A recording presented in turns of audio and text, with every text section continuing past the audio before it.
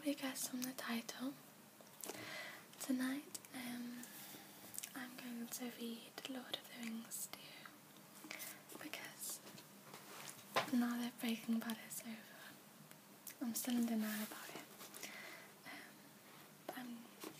I feel like I'm missing something from my life. So I'm going to read Lord of the Rings. I'm not sure how much I'm going to read. It'll probably just, it might turn into a kind of multiple video thing, like The Shining did. But I think I have about 40% battery. So I think I'm just going to read until that stops. Until it says that I've got like under 10% left or something. So, yeah, I'm not sure how much that'll be. But, so I'm going to read The Fellowship of the Ring. And I'm going to start with the prologue, because I feel like it's important. Not important, but just insightful and kind of useful. And my braces are hurting a little bit today for some reason. They're rubbing on my mouth, so I'm sorry if I have to stop. Okay, so this is Fellowship of the Ring. This is the prologue, which is called Concerning Hobbits. This book is largely concerned with hobbits, and from its pages a reader may discover much of their character and a little of their history. Further information will also be found in the selection from the Red Book of Westmarch that has already been published under the title of The Hobbit. That story was derived from the earliest chapter of the Red Book, composed by Bilbo himself, the first hobbit to become famous in the world at large, and called by him there and back again, since they told of his journey into the East and his return, an adventure which later involved all the hobbits in the great events of that age that are here related. Many, however, may wish to know more about this remarkable people from the outset, while some may not possess the earlier book. For such readers, a few notes on the more important points are here collected from Hobbit lore, and the first adventure is briefly recalled. Hobbits are an unobtrusive but very ancient people, more numerous formerly than they are today, for they love peace and quiet and good-tilled earth. A well-ordered and well-found countryside was their favourite haunt. They do not and did not understand or like machines more complicated than a forge bellows, a watermill, or a hand loom, though they were skilful with tools. Even in ancient days, they were, as a rule, shy of the big folk, as they like to call us, and now they avoid us with dismay and are becoming hard to find. They are quick of hearing and sharp-eyed, and though they are inclined to be fat and do not hurry unnecessarily, they are nonetheless nimble and deft in their movements. They possessed from the first the art of disappearing swiftly and silently, when large folk whom they do not wish to meet come blundering by. In this art they have developed until to men it may seem magical.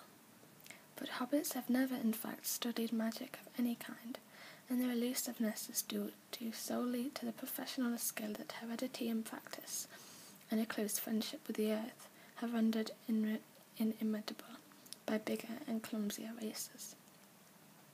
For they are a little people, smaller than dwarfs, less stout and stocky, that is, even when they are not actually much shorter. Their height is variable, ranging between 2 and 4 feet of our measure. They seldom now reach 3 feet, but they have dwindled, they say, and in ancient days they were taller. According to the Red Book, Bandobras took Bulroar, son of Isambras III, was 4'5" and able to ride a horse. He was surpassed in all Hobbit records only by 2 famous characters of old, but that curious matter is dealt with in this book. As for the Hobbits of the Shire, with whom these tales are concerned, in the days of their peace and prosperity they were a merry folk. They dressed in bright colours, being notably fond of yellow and green, but they seldom wore shoes, since their feet had tough leathery soles and were clad in a thick curling hair, much like the hair of their heads, which was commonly brown. Thus, the only craft a little practised among them was shoemaking, but they had long and skilful fingers, and could make many other useful and comely things. Their faces were as a rule good-natured rather than beautiful, broad, bright-eyed, red-cheeked, with mouths apt to laughter and to eating and drinking. And laugh they did, and eat and drink often and heartily, being fond of simple jests at all times, and of 6 meals a day when they could get them. They were hospitable and delighted in parties and in presents, which they gave away freely and eagerly accepted. It is plain indeed that in spite of later estrangement, Hobbits are relatives of ours, far nearer to us than elves, or even than dwarves. Of old they spoke the languages of men, after their own fashion, and liked and disliked much the same things that men did.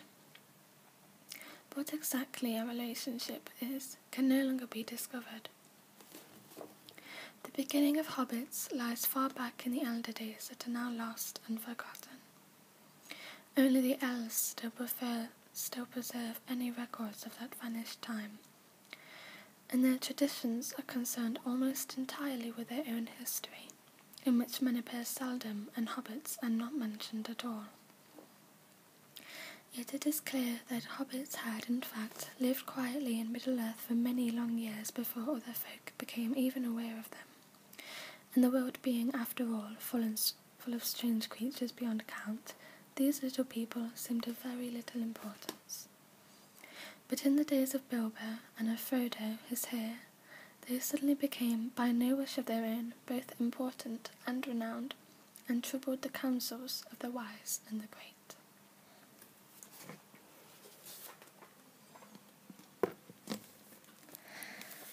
Those days, the third age of Middle-earth, are now long past, and the shape of all lands has changed, but the regions in which hobbits then lived were doubtless the same as those in which they still linger, the northwest of the old world, east of the sea. Of their original home, the hobbits in Bilbo's time preserved no knowledge. A love of learning, other than genealogical lore, was far from general among them, but there remained still a few in the older families who studied their own books, and even gathered reports of old times and distant lands from elves, dwarves, and men. Their own records began only after the settlement of the Shire, and their most ancient legends hardly looked further back than their wandering days. It is clear, nonetheless, that from these legends, and from the evidence of their peculiar words and customs, that like many other folk, hobbits had in the distant past moved westward. Their earliest tales seem to glimpse a time when they dwelt in the upper vales of Anduin, between the eaves of Greenwood the Great and the Misty Mountains. Why they later undertook the hard and perilous crossing of the mountains into Eriador is no longer certain. Their own accounts speak of the multiplying of men in the land, and of a shadow that fell on the forest, so that it became darkened, and its new name was Mirkwood. Before the crossing of the mountains, the hobbits had already become divided into 3 somewhat different breeds: Harfoots, Stores, and Fallowhides. The Harfoots were browner of skin, smaller and shorter, and they were beardless and bootless. Their hands and feet were neat and nimble, and they preferred highlands and hillsides. Their Stores were broader, heavier in build, their feet and hands were larger, and they preferred flat lands and riversides. The Fallowhides were fairer of skin and also of hair, and they were taller and slimmer than the others. They were lovers of trees and of woodlands. The Harfoots had much to do with the dwarves in ancient times, and long lived in the foothills of the mountains. They moved westward early and roamed over Eriador as far as the Weathertop, while the others were still in Wilderland. They were the most normal and representative variety of hobbits, and far the most numerous. They were the most inclined to settle in one place, and longest preserved their ancestral habit of living in tunnels and holes. The Stores lingered long by the banks of the great river Anduin, and were less shy of men.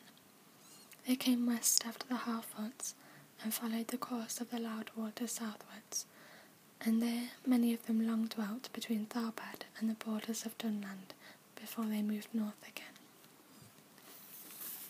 The Fallowhides, the least numerous, were a northerly bunch.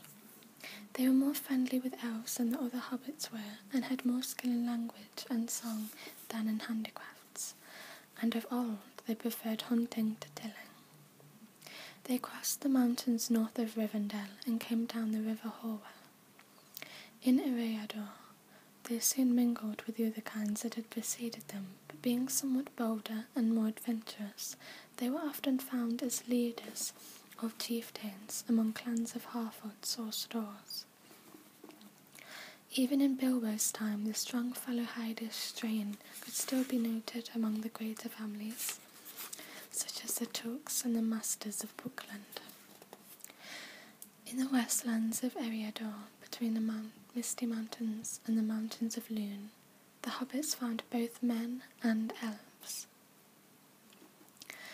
Indeed, a remnant still dwell there of the Dunedain, the kings of men that came over the sea out of Westerness, but they were dwindling fast, and the lands of their north kingdom were falling far and wide into waste.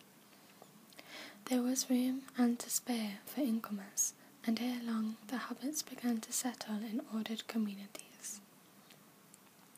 Most of their earlier settlements had long disappeared and been forgotten in Bilbo's time, but one of the first to become important still endured, though reduced in size. This was at Bree, and in the Chetwood that lay round about, some 40 miles east of the Shire. It was in these early days, doubtless, that the hobbits learned their letters and began to write after the manner of the Dunedain, who had in their turn long before learned the art from the elves. And in those days also they forgot whatever languages they had used before, and spoke ever after the common speech, the Westron as it was named, that was current through all the lands of the kings, from Arnor to Gondor, and about all the coasts of the sea, from Belfalas to Lune. Yet they kept a few words of their own, as well as their own names of months and days, and a great store of personal names out of the past. About this time, legend among the hobbits first becomes history with a reckoning of years. For it was in the 1601st year of the Third Age that the Fallowhide brothers, Marcher and Blanco, set out from Bree, and having obtained permission from the High King at Fornost, they crossed the brown river Anduin with a great following of hobbits. They passed over the bridge of stone bows that had been built in the days of the power of the North Kingdom, and they took all the land beyond to dwell in, between the river and the far downs. All that was demanded of them was that they should keep the great bridge in repair, and all other bridges and roads speed the king's messengers, and acknowledge his lordship. Thus began the Shire reckoning, for the year of the crossing of the Brandywine, as the hobbits turned the name, became year 1 of the Shire, and all later dates were reckoned from it. At once the western hobbits fell in love with their new land, and they remained there, and soon passed once more out of the history of men and of elves. While they were still a king, they were in name his subjects, but they were in fact ruled by their own chieftains and meddled not at all with events of the world outside. To the last battle at Fornost with the Witch Lord of Angmar, they sent some bowmen to the aid of the king, or so they maintained, though no tales of men recorded. But in that war the North Kingdom ended, and then the Hobbits took the land for their own, and they chose from their own chiefs a Dane to hold the authority of the king that was gone. There for 1,000 years they were troubled by wars, and they prospered and multiplied after the dark plague, until the disasters of the long winter and the famine that followed it. Many thousands then perished, but the days of death, 1158 to 60, were at the time of this tale long past, and the Hobbits had again become accustomed to plenty. The land was rich and kindly, and though it had long been deserted when they entered it, it had become well tilled, and there the king had once had many farms, cornlands, vineyards, and woods. 40 leagues it stretched from the far downs to the Brandywine Bridge, and 50 from the northern moors to the marshes in the south. The Hobbits named it the Shire, as the region of the authority of their Thane, and a district of well-ordered business, and there in that pleasant corner of the world they plied their well-ordered business of living. And they heeded less and less the world outside where dark things moved, until they came to think that peace and plenty were the rule in Middle-earth, and the right of all sensible folk.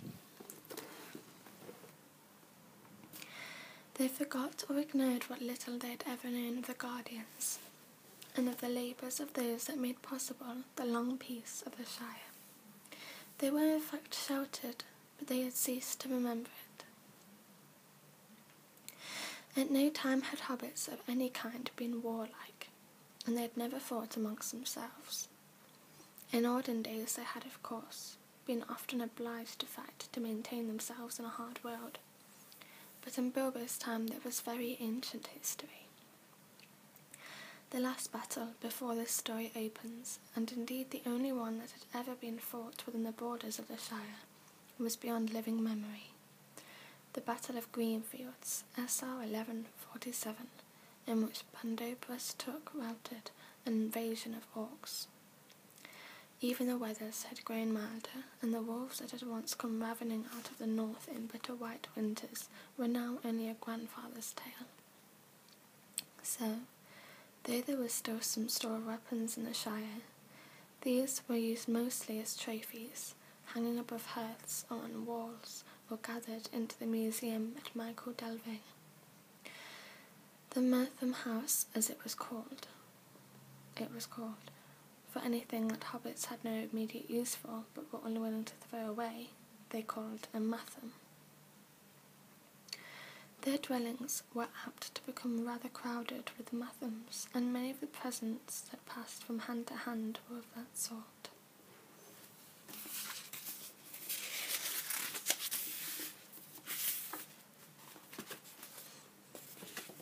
Nonetheless, ease and peace had left this people still curiously tough. They were, if it came to it, difficult to daunt or to kill, and they were, perhaps, so unwearyingly fond of good things, not least because they could, when put to it, do without them, and could survive rough handling by grief, foe, or weather in a way that astonished those who did not know them well, and looked no further than their bellies and their well-fed faces.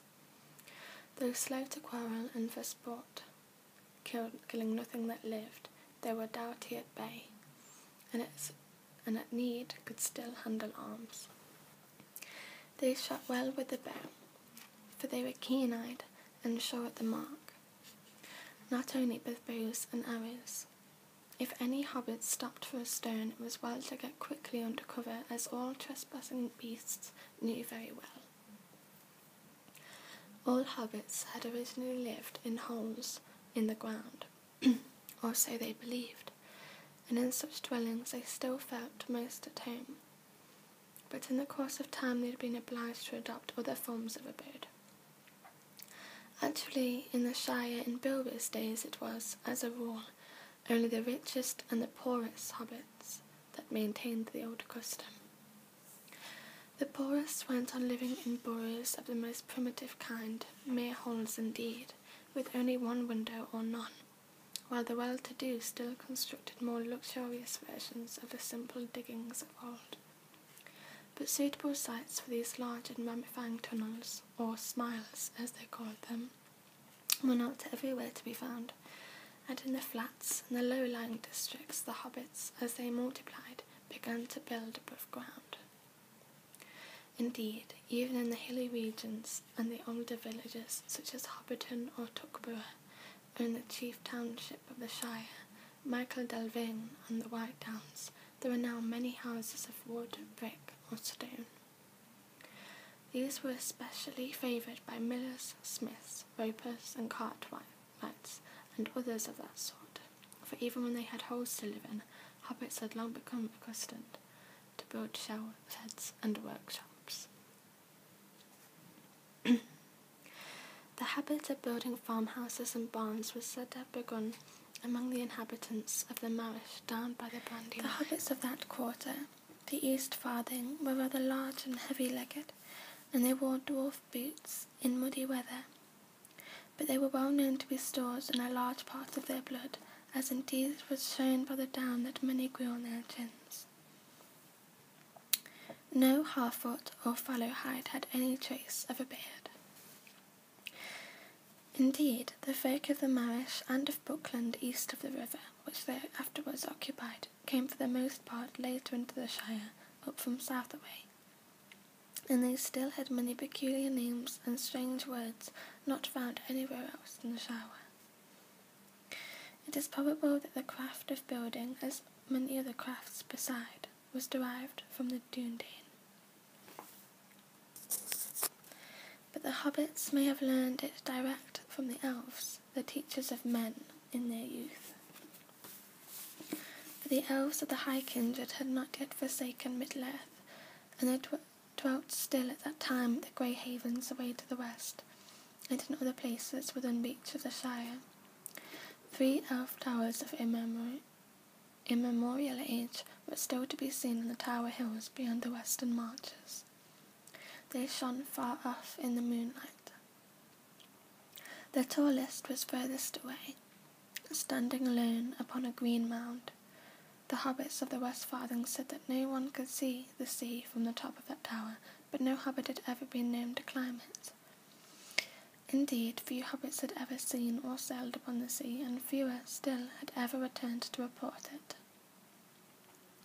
Most hobbits regarded even rivers and small boats with deep misgivings, and not many of them could swim. And as the days of the Shire lengthened, they spoke less and less with the elves, and grew afraid of them, and distrustful of those that had dealings with them, and the sea became a word of fear among them, and a token of death, and they turned their faces away from the hills in the west. The craft of building may have come from elves or men, but the hobbits used it in their own fashion. They did not go in for towers. Their houses were usually long, low, and comfortable. The oldest kind were, indeed, no more than built imitations of smiles, thatched with dry grass or straw, or roofed with turfs, and having walls somewhat bulged. That stage, however, belonged to the early days of the Shire, and hobbit building had long since been altered, improved by devices, learned from dwarfs, or discovered by themselves. A preference for round windows, and even round doors, was the chief remaining peculiarity of hobbit architecture. The houses and homes of Shire hobbits were often large, and inhabited by large families. Bilbo and Frodo Baggins were as bachelors very exceptional, as they were also in many other ways, such as their friendship with the elves.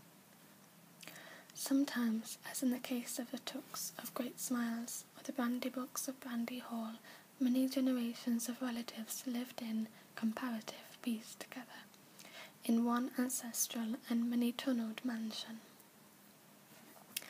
All hobbits were, in any case, clannish and reckoned up their relationships with great care.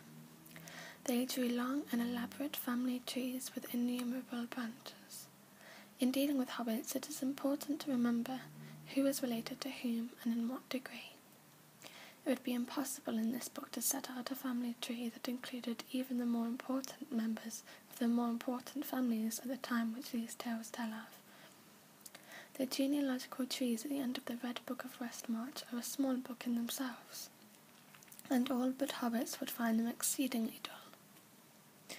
Hobbits delighted in such things. If they were accurate, they liked to have books filled with things that they already knew, set out fair and square with no contradiction.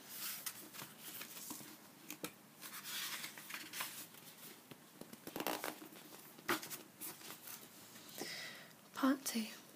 Concerning pipeweed. There is another astonishing thing about hobbits of old that must be mentioned. An astonishing habit.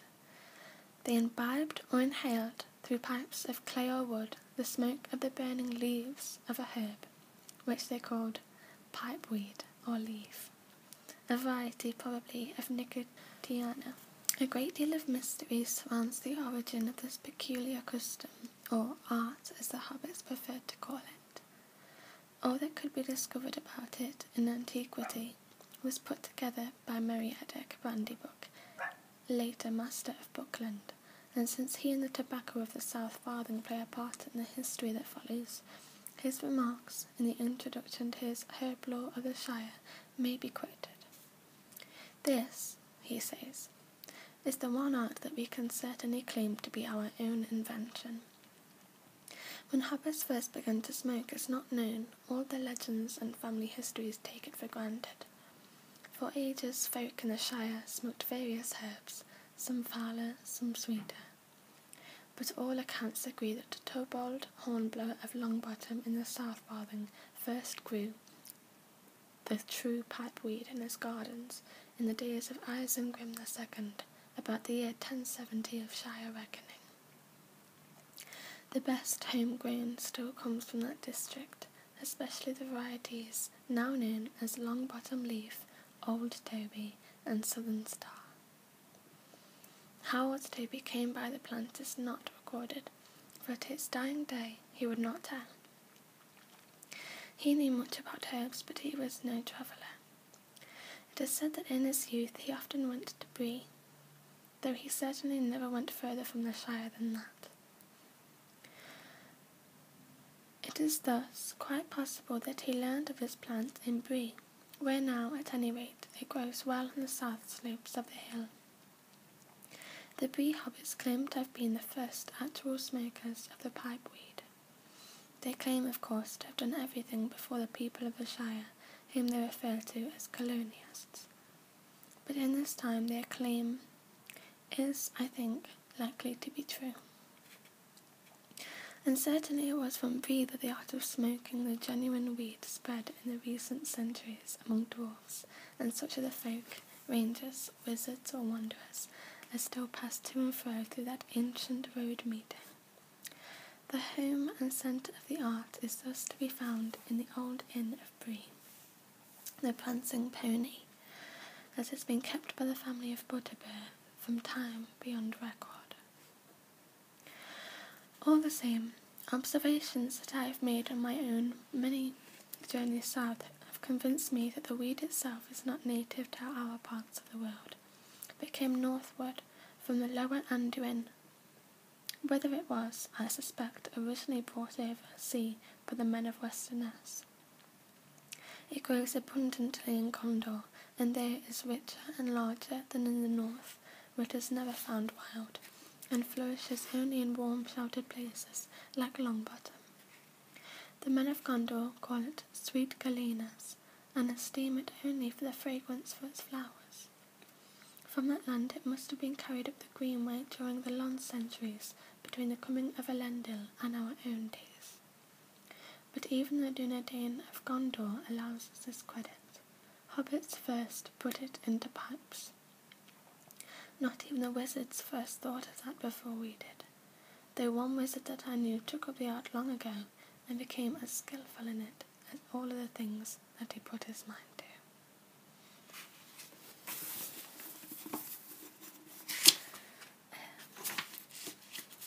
Now it is part 3 of the ordering of the Shire.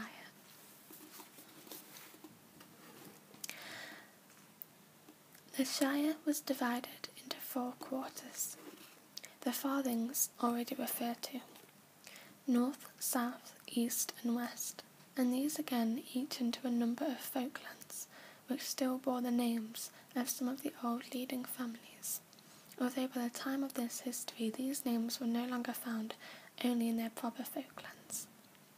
Nearly all Tooks still lived in the Tookland, but that was not true of many other families, such as the Bagginses or the Boffins. Outside the farthings were the East and West Marches, the Buckland and the West March added to the Shire in SR 1452. The Shire at this time had hardly any government. Families for the most part managed their own affairs. Growing food and eating it occupied most of their time. In other matters they were, as a rule, generous and not greedy, but contented and moderate, so that estates, farms, workshops, and small trades tended to remain unchanged for generations. There remained, of course, the ancient tradition concerning the High King at Fornost, or Norbury as they called it, away north of the Shire. But there had been no king for nearly 1,000 years, and even the ruins of King's Norbury were covered with grass. Yet the Hobbits still said of wild folk and wicked things such as trolls that they had not heard in the king. For they attributed to the king of old all their essential laws, and usually they kept the laws of free will because they were the rules, as they said, both ancient and just. It is true that the Took family had long been preeminent, for the office of Thane had passed to them from the old books some centuries before, and the chief Took had borne the title ever since. The Thane was the master of the Shire Moot, and captain of the Shire muster and the hobbitry in arms, but as muster and moot were only held in times of emergency, which no longer occurred, the Thaneship had ceased to be more than a nominal dignity. The Took family was still, indeed, accorded a special respect, for it remained both numerous and exceedingly wealthy, and was liable to produce in every generation strong characters of peculiar habits and even adventurous temperament.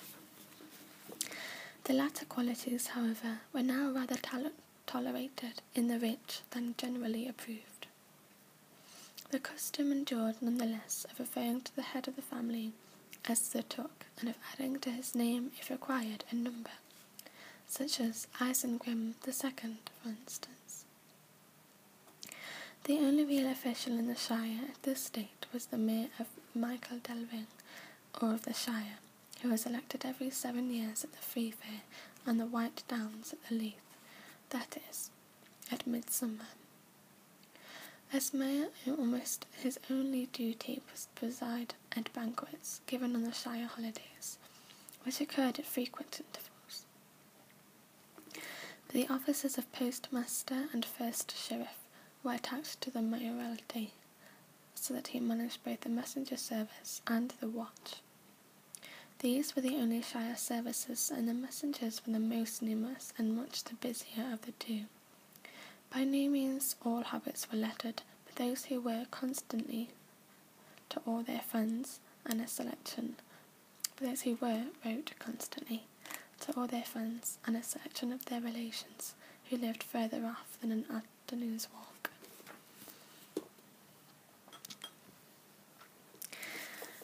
The sheriffs was the name that the hobbits gave to their police, or the nearest equivalent that they possessed. They had, of course, no uniforms, such things being quite unknown, only a feather in their caps, and they were in practice rather haywards than policemen, more concerned with the stayings of beasts than people. There were in all the Shire only 12 of them, 3 in each farthing for inside work. A rather larger body, varying in need, was employed to beat the bounds, and to see that outsiders of any kind, great or small, did not make themselves a nuisance. At the time when this story begins, the bounders, as they record, had been greatly increased. There are many reports and complaints of strange persons and creatures prowling about the borders or over them. The first sign that all was not quite as it should be, and always had been, except in tales and legends of long ago. Few heeded the sign, and not even Bilbo yet had any notion of what it portended. 60 years had passed since he set out on his memorable journey, and he was old, even for hobbits, who reached 100 as often as not, but much evidently still remained of the considerable wealth that he had brought back. How much or how little he revealed to no one, not even to Frodo, his favourite nephew, and he still kept secret the ring that he had found. Part 4 of the Finding of the Ring. As is told in The Hobbit, there came one day to Bilbo's door the great wizard, Gandalf the Grey, and 13 dwarfs with him.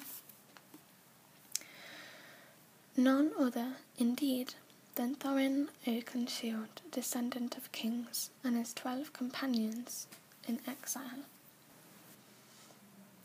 With them he set out, to his own lasting astonishment, on a morning of April, it being then the year 1341 Shire reckoning, on a quest of great treasure, the dwarf lords of the kings under the mountains, beneath Erebor in Dale, far off in the east. The quest was successful, and the dragon that guarded the hoard was destroyed. Yet, though before all was won, the battle of five armies was fought, and Thorin was slain, and many deeds of renown were done. The matter would scarcely have concerned later history, or earned more than a note in the long annals of the Third Age, but for an accident by the way. The party was assailed by orcs in a high pass of the Misty Mountains, as they went towards Rhodoland, and so it happened that Bilbo was lost for a while in the Blackthorn orc mines deep under the mountains, and there, as he groped in vain in the dark, he put his hand on a ring lying on the floor of a tunnel. He put it in his pocket. It seemed then like mere luck. Trying to find his way out, Bilbo went on down to the roots of the mountains until he could go no further. At the bottom of the tunnel lay a cold lake far from the light. On an island of rock in the water lived Gollum. He was a loathsome little creature. He paddled a small boat with his large flat feet, peering with pale luminous eyes and catching blind fish with his long fingers and eating them raw. He ate any little thing, any living thing, even orc, if he could catch it and strangle it without a struggle. He possessed a secret treasure that had come to him long ages ago, when he still lived in the light, a ring of gold that made its wearer invisible. It was the one thing he loved, his precious, and he talked to it even when it was not with him. For he kept it safe, hidden in a hole on his island, except when he was hunting or spying on the orcs of the mines. Maybe he would have attacked Bilbo at once if the ring had been on him when they met, but it was not, and the hobbit held in his hand an elvish knife which served him as a sword. So to gain time, Gollum challenged Bilbo to the riddle game, saying that if he asked a riddle which Bilbo could not guess, then he would kill him and eat him. But if Bilbo defeated him, then he would do as Bilbo wished. He would lead him to a way out of the tunnels. Since he was lost in the dark without hope and could neither go on nor back, Bilbo accepted the challenge, and they asked one another many riddles. In the end, Bilbo won the game more by luck, as it seemed, than by wits. He was stumped at last for a riddle to ask, and cried out, as his hand came upon the ring he had picked up and forgotten, "What have I got in my pocket?" This Gollum failed to answer, though he demanded 3 guesses. The authorities, it is true, differ whether this last question was a mere question and not a riddle, according to the strict rules of the game, but all agree that, after accepting it and trying to guess the answer, Gollum was bound by his promise. And Bilbo pressed him to keep his word, for the thought came to him that the slimy creature might prove false, even though such promises were held sacred, and of old but the wickedest things feared to break them. But after ages alone in the dark, Gollum's heart was black, and treachery was in it. He slipped away and returned to his island, of which Bilbo knew nothing, not far off in the dark water. There, he thought, lay his ring. He was hungry now, and angry, and once his precious was with him, he could not fear any weapon at all. But the ring was not on the island. He had lost it. It was gone. His screech sent a shiver down Bilbo's back, though he did not yet understand what had happened. But Gollum had at last leaped to a guess, too late. "What has it got in its pocket, sis?" he cried. The light in his eyes was like a green flame, as he sped back to murder the Hobbit and recover his precious. Just in time Bilbo saw his peril, and he fled blindly up the passage away from the water, and once more he was saved by his luck. For as he ran, he put his hand in his pocket, and the ring slipped quietly onto his finger. So it was that Gollum passed him without seeing him, and went to guard the way out, lest the thief should escape.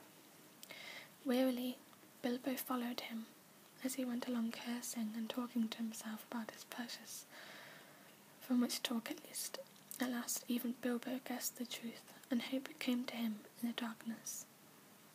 He himself had found the marvellous ring, and a chance of escape from the orcs and from Gollum.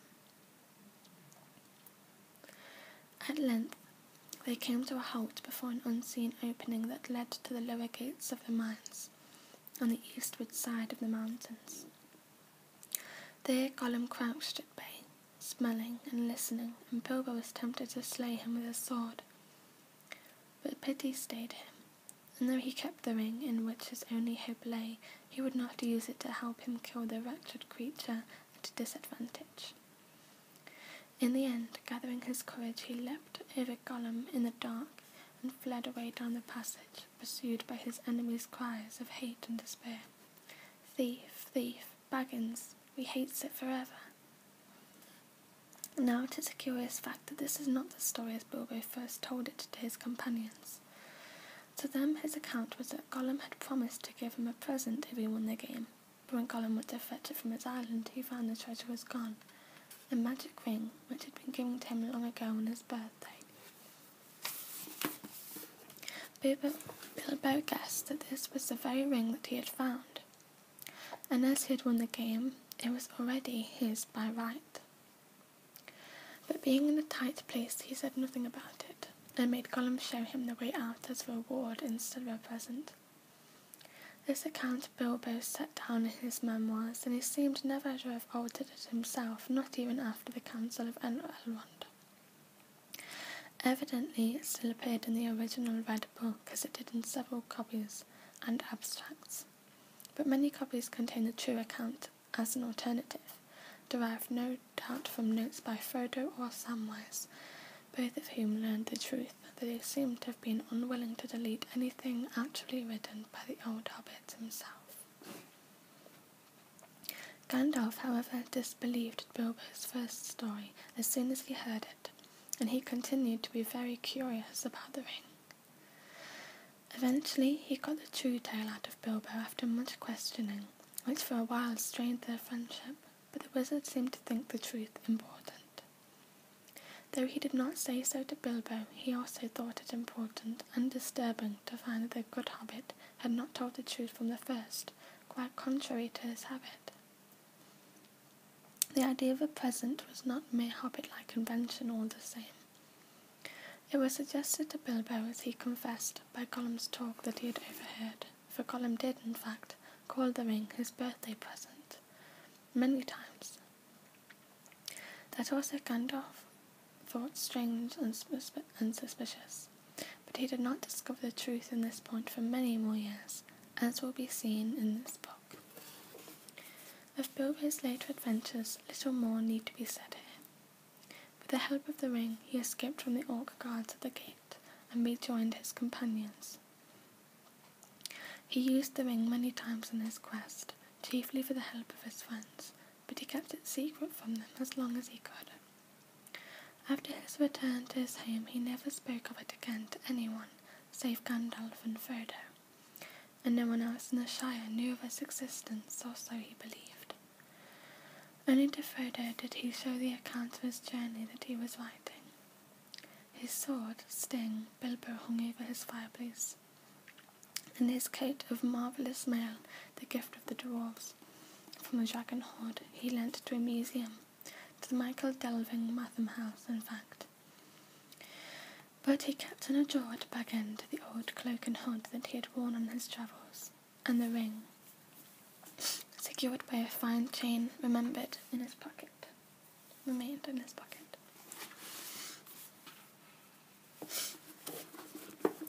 He returned to his home at Bag End on June the 22nd in his 52nd year, SR 1342, and nothing very notable occurred in the Shire until Mr. Baggins began the preparations for the celebration of his 111th birthday, SR 1401. At this point, this history begins. Note on the Shire records. At the end of the Third Age, the part played by the Hobbits in the great events that led to the inclusion of the Shire in the reunited kingdom awakened among them a more widespread interest in their own history, and many of their traditions, up to that time still mainly oral, were collected and written down. The greater families were also concerned with events in the kingdom at large, and many of their members studied its ancient histories and legends. By the end of the 1st century of the Fourth Age, there were already to be found in the Shire several libraries that contained many historical books and records. The largest of these collections were probably at Under Towers, at Great Smiles, and at Bandy Hall. This account of the end of the Third Age is drawn mainly from the Red Book of Westmarch. That most important source for the history of the War of the Ring was so called because it was long preserved at Under Towers, the home of the Firebanes, the Wardens of the Westmarch. It was in origin Bilbo's private diary, which he took with him to Rivendell. Frodo brought it back to the Shire, together with many loose leaves of notes, and during SR 1420-1, he nearly filled its pages with his account of the war.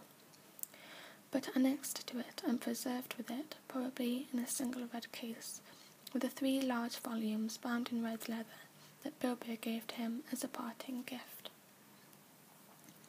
To these 4 volumes there was added in Westmarch a 5th, containing commentaries, genealogies, and various other matter concerning the Hobbit members of the Fellowship.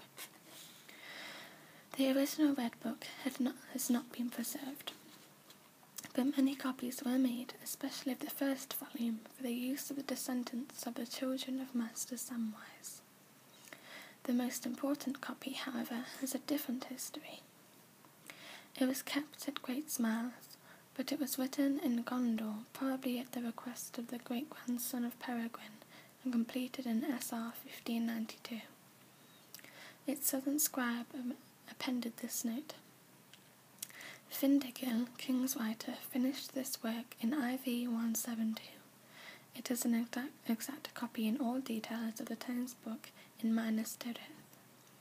That book was a copy made at the request of King Elisar of the Red Book of the Pirianath, and was brought to him by the then Peregrine when he retired to Gondor in IV 64. The Things book was thus the first copy made of the Red Book, and contained much that was later omitted or lost. In Minas Tirith it received much annotation and many corrections, especially of names, words and quotations in the Elvish languages, and there was added to it an abbreviated version of those parts of the tale of Aragorn and Arwen, which lie outside the account of the war. The full tale is stated to have been written by Barahir, grandson of the steward Faramir, sometime after the passing of the king. But the chief importance of Fintigil's copy is that it alone contains the whole of Bilbo's translation from the Elvish. These 3 volumes were found to be a work of great skill and learning in which, between 1403 and 1418, he had used all the sources available to him in Rivendell, both living and written.